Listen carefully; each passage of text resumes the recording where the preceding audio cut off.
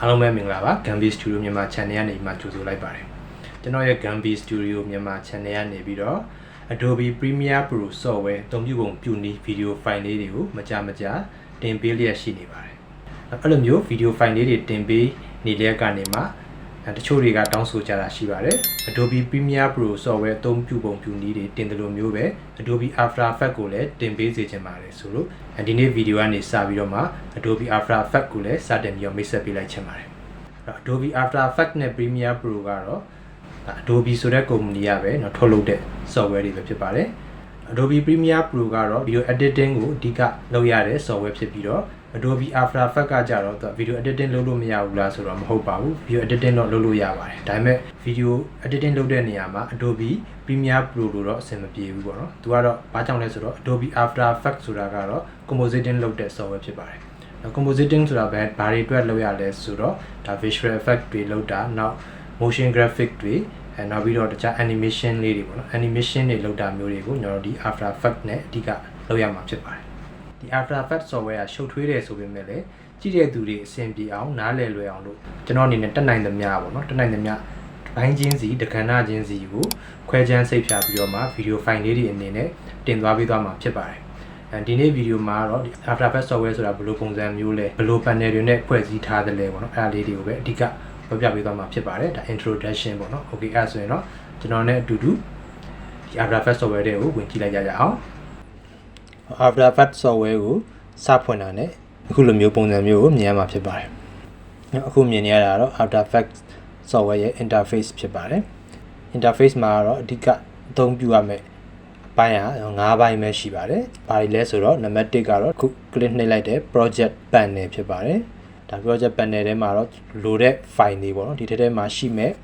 file တွေကိုဒီနေရာမှာထားရမှာဖြစ်ပါတယ်။ project panel ထဲမှာတစုတဝေးထဲထားမှာဖြစ်ပါတယ်။အဓိကကတော့များသောအားဖြင့်သုံးမဲ့ဒီမှာ file တွေကတော့ video file တွေရှိမယ်။နောက် stay file တွေပေါ့နော် photo file တွေရှိမယ် image file တွေပေါ့နော်အဲ့လိုမျိုး image file တွေရှိမယ်။ဟုတ်ဒါ audio ကတော့သုံးတော့နေပါတယ်ဒါပေမဲ့လိုအပ်တဲ့ခါကျရင်တော့ audio file တွေလည်းရှိမယ်ပေါ့နော်အဓိကကတော့ multimedia နဲ့ဆိုင်တဲ့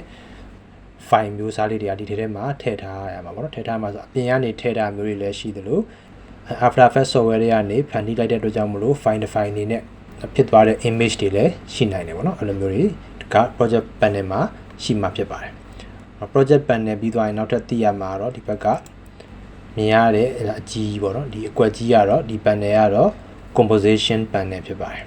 composition panel ဆိုတာတော့အလုပ်လုပ်တဲ့အခါမြင်ရမယ့်မြင်ကွင်းတွေပုံရိပ်တွေပေါ့နော်ပုံရိပ်တွေကိုဒီနေရာမှာမြင်ရမှာဖြစ်ပါတယ်ပြီးသွားရင်ဒီဘက်ကတော့ဒါ work panel ပေါ့နော်အလုပ်လုပ်တဲ့အရာတွေနဲ့ပတ်သက်တဲ့ option တွေတော်တော်များတော့ဒီဘက်နားမှာပဲရှိပါတယ်နောက်တစ်ခုအရေးကြီးဆုံးဖြစ်တဲ့ panel ကတော့ timeline panel ပဲဖြစ်ပါတယ် timeline panel ဆိုတာတော့ဒီက After Effects ကိုလုပ်တဲ့နေရာမှာအလုပ်အများဆုံးလုပ်ရတဲ့ panel ဒီ panel မှာပဲအလုပ်လုပ်ရမှာဖြစ်ပါတယ်After Effects software ကိုဖွင့်ခြင်းဆိုရင်ခုလိုမျိုးတွေမြင်ရမှာဖြစ်တယ်ပေါ့ပြီးတော့နောက်ထပ်အရေးကြီးတဲ့ panel လေးတစ်ခုရှိပါတယ်အဲ့ဒီကတော့ဒီပုံမှာနည်းနည်းလေးသေးလေးပဲမြင်ရမှာပေါ့ဒါလေးကို tools panel လို့ခေါ်ပါတယ် Okay အဲ့တော့ဒီမှာဆိုရင်အခုဒါ project တစ်ခုအသစ်ဖွင့်ထားတာဖြစ်ပါတယ်ပြီးတော့ကျွန်တော်အဓိကဘာလုပ်ရမလဲဆိုတော့ new composition ဆိုတာလေးကိုနှိပ်လိုက်ရမယ်အဲ့ composition ကိုနှိပ်လိုက်မယ်ဆိုရင်ဒီထဲမှာဒါ composition ရဲ့နာမည်ပေါ့နော်အတူကောက်လေး comp1 ဆိုပြီးတော့နာမည်ပေးထားမယ်မပေးထားတဲ့နေရာမှာကိုက preset မှာတော့ကြိုက်တဲ့ format ကိုရွေးလို့ရပါတယ်ဥပမာအပြင်ဒီမှာဆိုရင်ပေါ့နော် HDTV 1080ဒါလေးရွေးလိုက်မယ်ဆိုရင်တော့ဒါသူ့ရဲ့ format ပေါ့နော် Full HD format ကလေးတစ်ခုကိုမြင်ရလိမ့်မယ်ပေါ့နော် Okay အဲ့ဒါဒီ format နဲ့ပတ်သက်တာတွေကတော့ကျွန်တော် codec နဲ့ပတ်သက်ပြီး resolution အကြောင်းအရာတွေကိုတော့ကျွန်တော်တည်တံ့ video file တစ်ခုအနေနဲ့တင်ထားတာလေးတွေရှိပါတယ်ကျွန်တော်ရဲ့ channel ထဲမှာပြန်ရှာပြီးတော့ကြည့်မယ်ဆိုရင်ကြည့်လို့ရပါတယ်ဒီလောဆယ်ကျွန်တော်ဒီ format အတိုင်းလေးကိုပဲကျွန်တော် okay လေးနှိပ်လိုက်မယ် okay နှိပ်လိုက်မယ်ဆိုရင်အခုလိုမျိုးလေးမြင်ရမှာပေါ့နော် okay အဲဆိုပြန်ပြောမယ်ဆိုရင်ဒါခုနလိုမျိုးဒီမှာ project panel ထဲမှာဆိုရင်ခုနအသစ်ရွေးလိုက်တဲ့ comp1 ဆိုပြီးတော့ဒါ file လေးတစ် file ရောက်သွားပြီဒီ file ကဘာ file လဲဆိုတော့ composition file လေးပေါ့နော်ဒါကတော့ဒီ project ထဲမှာရှိနေတဲ့ composition တစ်ခုပေါ့နော် okay အဲ composition တစ်ခု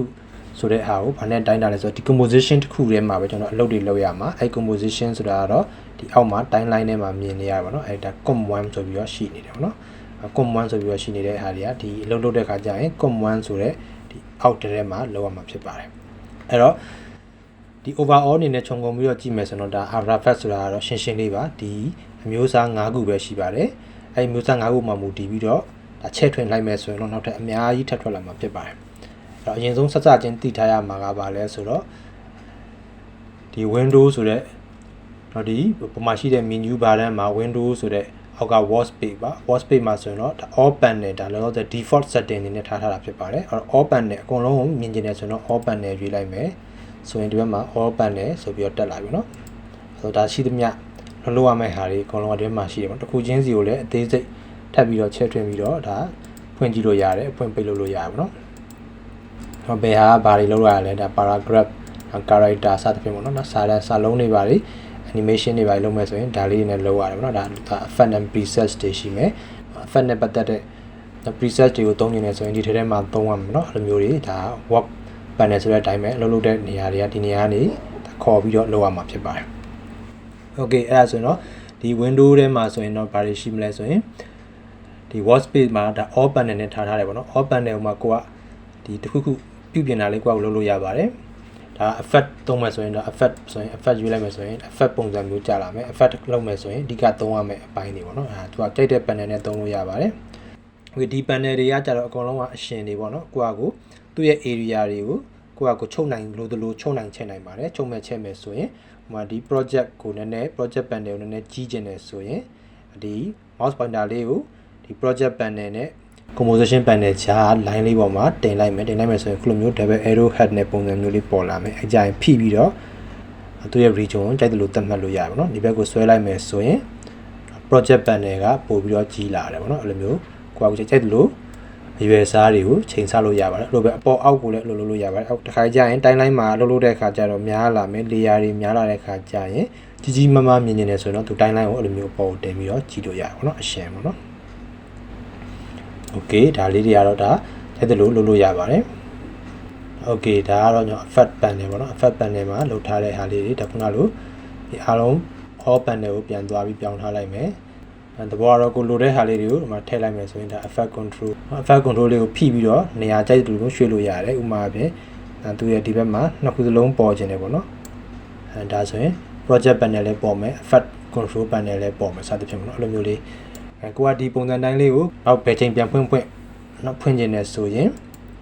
ဒါလေးကိုစိတ်ထားလို့ရပါတယ် work space ထဲမှာသွားပြီးတော့မှ save as new workspace ဆိုပြီးတော့မှနာမည်ပေးလိုက်မယ်ပေါ့နော်ဟိုမှာအဖြစ်နာမည်ပေးလိုက်မယ်ဒါကျွန်တော်နာမည်ပေးလိုက်ပြီပေါ့နော်လွင်ပို့ဆိုပြီးတော့ပေးလိုက်ပြီဝင် okay ဆိုပြီးတော့နှိပ်လိုက်မယ်ပေါ့နော်အဲ့ဒါဆိုရင်ကျွန်တော်ခုနပြန်သွားကြည့်လိုက်မယ်ဆိုရင်ဒီထဲမှာလွင်ပို့ဆိုပြီးတော့အမှန်ကြီးကလေးပြထားတာကိုတွေ့ရပါလိမ့်မယ်okay အဲ့တော့တကယ်လို့တခြားတယောက်ကသုံးသွားတယ်ပေါ့နော်သုံးသွားပြီးတော့ဒီလိုမျိုး setting ပြန်ဖြစ်သွားပြီဆိုရင်ကို save ထားတဲ့ interface လေးကိုပြန်လိုချင်တယ်ဆိုရင်ကျွန်တော် window ထဲကနေပြန်ရှာပြီးတော့မှခုနနာမည်ပေးပြီး save ထားတဲ့ဒီလွင်ပို့ဆိုတဲ့ပုံစံလေးကိုသွားပြီးယူလိုက်မယ်ဆိုရင်ကိုလိုလောက်ထားတဲ့ panel ဖွဲ့စည်းပုံ interface ကိုရမှာဖြစ်ပါတယ်။ဒါဒီ project ကိုဒါ save မယ်ဆိုရင်တော့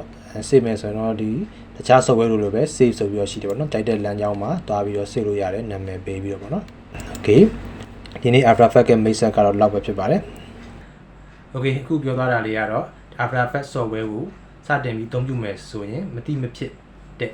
panel တွေအကြောင်းလေးတွေကိုပြပြပေးသွားတာဖြစ်ပါတယ်။ဒီ panel တွေမှာဘယ်လိုလုပ်ကလဲဆိုတဲ့အကြောင်းအရာနဲ့ပတ်သက်ပြီးတော့နောက် video တွေကြာရင်ဆက်ပြီးတော့တင်ပေးသွားအောင်မှာဖြစ်ပါတယ်။အဲကြောင့်မို့လို့နောက်ထပ် After Effects ကိုလေ့လာခြင်းတဲ့သူတွေနောက်ထပ် video file တွေကိုထပ်ကြည့်ဖို့အတွက်ဆိုရင်ကျွန်တော်ရဲ့ Gambi Studio မြန်မာဆိုတဲ့ channel လေးကို subscribe လုပ်ရသေးဘူးဆိုရင်လည်း subscribe လုပ်ပေးကြဖို့ဖိတ်ခေါ်ပါတယ်။အကြံပြုဆွေးနွေးချင်တာရှိလို့ပဲဖြစ်စေမသိတာရှိလို့မေးမြန်းချင်တာပဲဖြစ်စေဒီ video လေးရဲ့အောက်က comment မှာဝင်ရောက်ပြီးတော့ရေးပေးခဲ့ပါဆွေးနွေးပေးကြပါလို့ဖိတ်ခေါ်ပါတယ်။ Okay အဲ့ဆိုတော့ဒီနေ့ video တော့လောက်နေပဲဆုံးသက်လိုက်ပါမယ်။နောက် video တွေကြမှာထပ်ပြီးတော့ဆုံတွေ့ကြပါမယ်။ Okay